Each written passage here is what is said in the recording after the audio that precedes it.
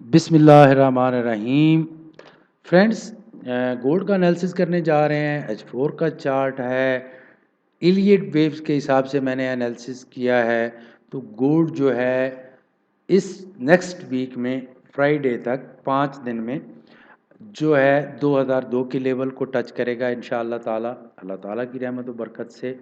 और इससे ऊपर अगर जाता है तो फिर 2009 का लास्ट इसकी स्टेज होगी।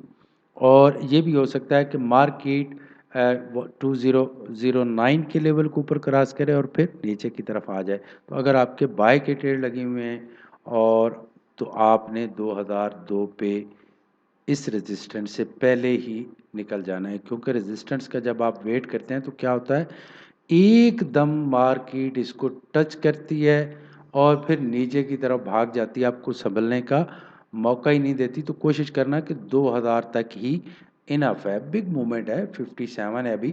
और ये नहीं कि मार्केट सीधी ऊपर चली जाएगी, आपने कोशिश करना कि बड़े मैनेजमेंट के साथ ट्रेड लगाएं, क्योंकि ऐसे नहीं है कि $1000 का अकाउंट है और आपने सीधी 10 सेंट की ट्रेड लगा दी।